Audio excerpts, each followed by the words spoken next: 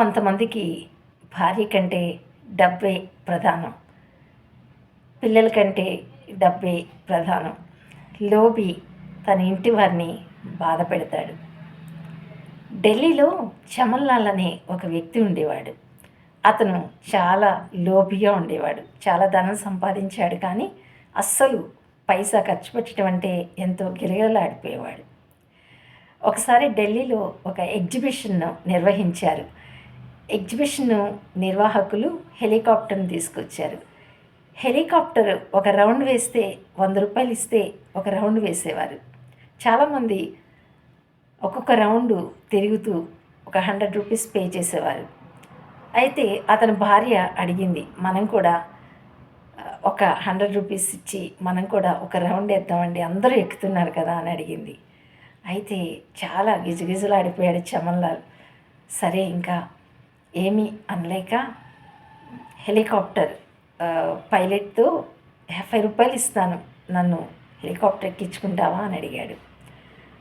Helicopter pilot ఆలోచించి, సరే ఒక 10 రూపాయలు ఇవ్వు చాలు, నువ్వు అరవకుండా ఉంటే కనుక 10 రూపాయలతో నేను నిన్ను తీసుకెళ్తాను మీ ఇద్దరిని, నువ్వు అరిస్తే కనుక 200 రూపీస్ పే చేయాలి అని చెప్పేసి అన్నాడు.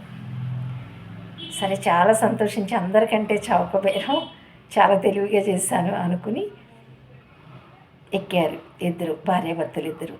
ఎక్కినప్పుడు పైలట్ వీరిని పైకి తీసుకెళ్ళేటప్పుడు ఎగురుతూ ఉన్నప్పుడు చాలా స్పీడ్గా తీసుకెళ్ళి ఎడమ వైపుకు కుడివైపుకు ఇష్టం వచ్చినట్టు బాగా స్పీడ్గా తిప్పుతుంటే అస్సలు ఇతను అరవలేదు. అయితే ఎంత పైలట్ ఎంత ట్రై చేసినా, ఎంత వేగంగా తీసుకెళ్ళినా ఇతను ఎంత మాత్రం భయపడలేదు, అరవలేదు.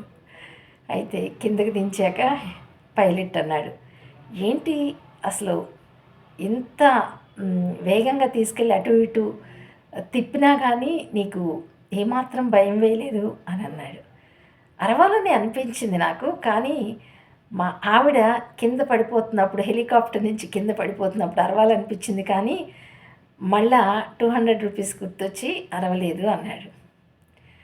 అయితే ఇదే రీతిగా చాలామంది ఉంటారండి, భర్తలు భార్యలను ప్రేమించక డబ్బును మాత్రమే ప్రేమిస్తూ ఇంటి వారిని బాధ పెట్టేవారు చాలామంది ఉంటారు.